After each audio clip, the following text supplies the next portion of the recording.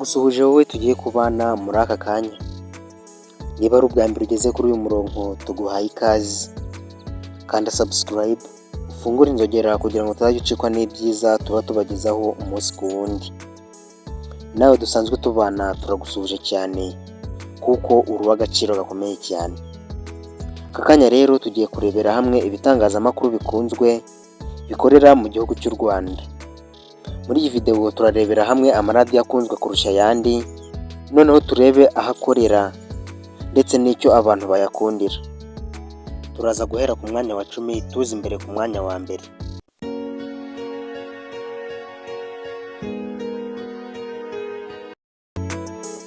Ku mwanya wa 10 turasanga Radio Kiss FM.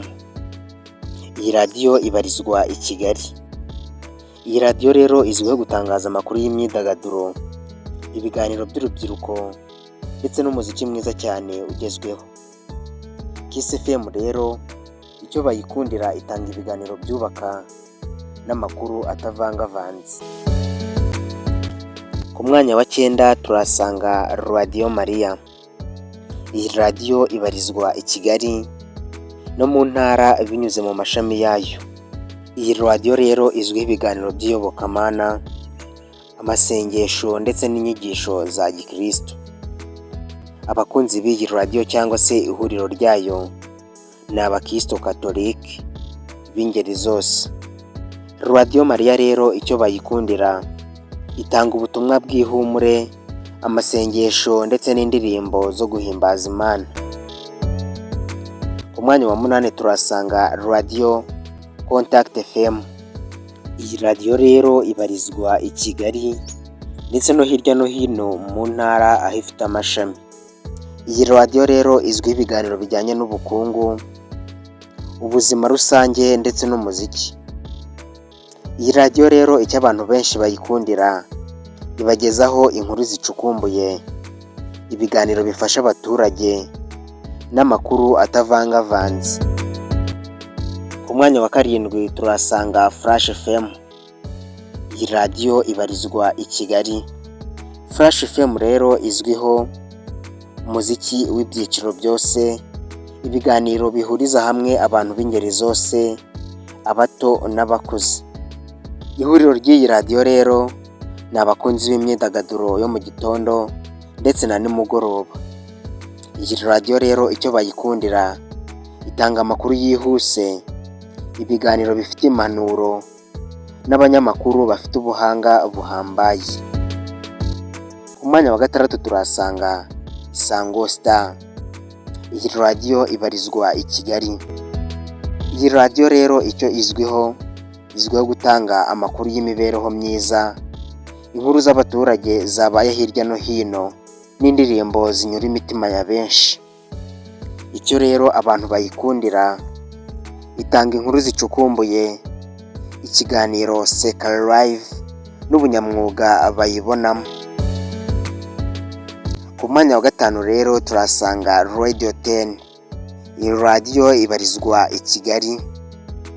Icyo izwiho umuziki wihariye, ibiganiro by'urwenya n'amakuru agezweho. Abayikurikira rero ni abantu bakunda ibintu byihuta bidafata umwanya munini, harimo abakunda urwenya n'amakuru atabangamira. Icyo bayikundira cyangwa se icyo bayishimira ni aba DJ bazi kuvangavanga umuziki, ibiganiro bihuza imyidagaduro 100%. Ku mwanya wa 4 turasanga Energy Radio. Iyi radiyo ibarizwa hirya no hino aho ifite amashami atandukanye. Iyi radiyo rero izwiho imyidagaduro y'urubyiruko, umuziki mwiza cyane n'ibiganiro bisetsa. Abayikurikira rero ni urubyiruko rukunze imbyino n'ibigezweho. Icyo bayishimira cyangwa se icyo bayikundira ibitaramo bibera kuri yo, ibiganiro bigufi ariko birimo byinshi nko kwigisha abantu ndetse n'aba DJ bafite ubuhanga mu byo bakora. Ku mwanya wa 3 turasanga Keti Radio. Keti Radio ibarizwa i Kigali. Izwiho amakuru yizewe, ibiganiro bijyanye n'imibereho myiza y'abaturage ndetse n'ubushishozi. Ihuriro ry'abakunzi bayo ni abifuza kumenya amakuru y'ukuri, ibiganiro bifite inyigisho irimo isomo ryagirira abantu umumaro.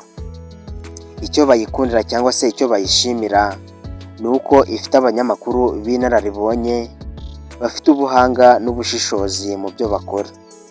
Bikaba akarusho ku biganiro nka Ubyumva ute, Impamba y'umunsi, Keti Parade n'ibindi bitandukanye. Ku mwanya wa kabiri turasanga Radio Rwanda. Iyi radiyo ni iya leta, ibarizwa i Kigali no hirya no hino mu ntara aho ifite amashami. Iyi radiyo rero izwiho amakuru y'igihugu, ibiganiro by'ubuyobozi n'uburezi. Ihuriro ry'abakunzi bayo ni abifuza gukurikirana gahunda za leta, amakuru afatika n'imihigo. Icyo bayishimira cyangwa se icyo bayikundira, ikunze kuba yizewe na benshi, itanga umwanya ku baturage ndetse n'abayobozi. Umwanya wa mbere turasanga RBA. Iyi ni Radio Rwanda 101.7 FM. Iki kikaba ikinyamakuru cya mbere gikorera mu Rwanda. Iyi radiyo ibarizwa i Kigali, ikigo cy'itangazamakuru RBA. Iyi radiyo rero izwiho uruhare rwayo kandi runini mu gusakaza amakuru ya gahunda ya leta, ibiganiro bifite ireme n'amakuru agezweho mu buryo bwemewe kandi bwizewe. Niyo mpamvu abantu benshi iyo hari itangazo ryasohotse rinyuze kuri Radio Rwanda cyangwa se RBA, abantu bamenya ko iryo tangazo rifite ukuri, mbese ryizewe. Ihuriro ry'abakunzi bayo rero ni abashaka amakuru yizewe 100%, ibiganiro by'umuryango n'ubuzima bw'umuco. Ngibyo rero ibinyamakuru bikorera mu Rwanda bikunzwe kurusha ibindi. Ndagushimiye cyane wowe twari kumwe aka kanya, ari nako nkurarikira gukurikirana ikiganiro cy'ubutaha.